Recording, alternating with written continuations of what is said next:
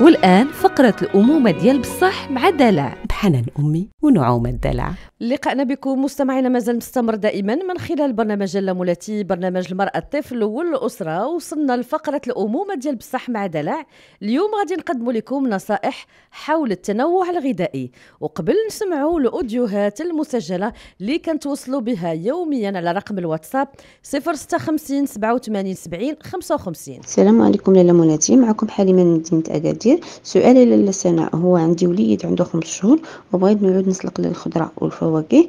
وبالنسبه للخضره واش نعود ندير فيها العطريه والفواكه ندير ليه السكر او نخليهم على طبيعتهم، والاوقات اللي خاصني نعود نعطي الخضره للوليد. وشكرا لاله سناء وشكرا لاله مولاتي على هذه المسابقه، وشكرا دلع على النصائح اللي كتفيدونا فيهم بزاف، لاننا كنستافدوا منهم اكثر، ولهلا يحرم اي ام من كلمه ماما. شكرا دلع، شكرا لاله مولاتي. من خلال موضوعنا اليوم التنوع الغذائي، الطفل الرضيع ملي تيكمل شهره الرابع ومع بداية الشهر الخامس وباستشارة مع طبيب الأطفال كتبدا يدخلي ليه الأطعمة الصلبة، لأنه الحليب وحده في التغذية ديالو ما غاديش يلبي حاجيته من الفيتامينات من أجل نمو سليم ومتطور. فكاين بعض النصائح المفيدة لبداية التنويع الغذائي عند الرضيع.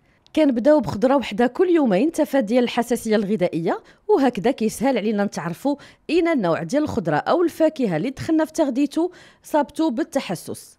في البدايه كندخلوا كل يومين بطاطا، ثم كل يومين خيزو، ثم قرعه خضراء. ملي الطفل ديالك تيذوقهم وتيقبلهم كنخلطوهم في المره الرابعه. وبالنسبه لطريقه تحضيرهم، اما نسلقوهم في شويه ديال الماء او نفوروهم على البخار. وفي هذه الحاله ملي نبغيو نطحنوهم كنخفوهم بالماء على شكل كومبوت عصيده ديال الخضر، والى سلقناهم كنطحنوهم بالماء اللي سلقنا مع الامتناع عن اضافه اي توابل اي عطريه او لا ملح او سكر في طعام الطفل ديالك الصغير، بل خليه يستطعم مذاق كل خضره والمذاق ديال كل فاكهه بطعمها الطبيعي بدون اضافات. بالنسبة للفاكهة المسموح بها في بداية التنويع الغذائي هما التفاح، البعويد، الموز، البنان. يتسلقوا كل فاكهة كنقدموها بنفس الطريقة ديال الخضرة للطفل كل يومين بوحدها، واليوم الرابع ممكن نجمعوه على شكل عصيدة كريمية باش يسهل على الطفل ديالك المضغ، لأنه قبل متعود على الحليب السائل. كنبداو بهذه الخضرة والفواكه لأنه الألياف ديالها قليلة مقارنة مع خضر وفواكه أخرى كتكون صعبة في الهضم وتقدر تسبب ليه في الإمساك. ملي كنعطيوه ياكل كياخذهم بمعلقه صغيره مناسبه لحجم الفم ديالو باش يكون مرتاح في الاكل. تفاداي تقدمي للطفل ديالك كميات كبيره وتلحي باش ياكلها، بل في بدايه طبيعي، على انه ممكن يعجبو الطعم، ممكن يرفضو، ممكن يبزق الاكل او لا يضرب لك الملعقه بايديه او حتى يدور وجهه للجهه الاخرى. هذه امور عاديه طبيعيه من الطفل. فحلاوه الامومه انك تقومي بتحضير وتقديم الطعام للطفل ديالك بمتعه وخاطر، وتشجعيه بطريقتك بحركات مضحكه.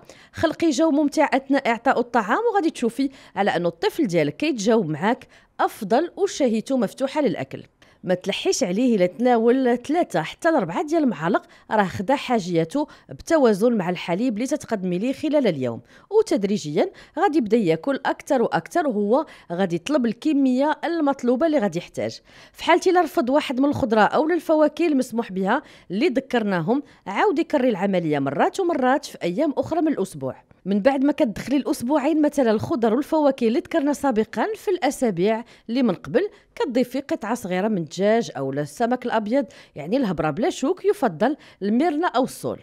نعطيو للرضيع شرب الماء ملعقه كل نهار في بدايه الاسبوع الاول، وتدريجيا كنزيدو ممكن نعمروا رداعه 30 مليلتر ويشربها، وكنزيدو في كميه ديال الماء تدريجيا في الاسبوع الثاني او الثالث مع الطعام اللي ذكرنا.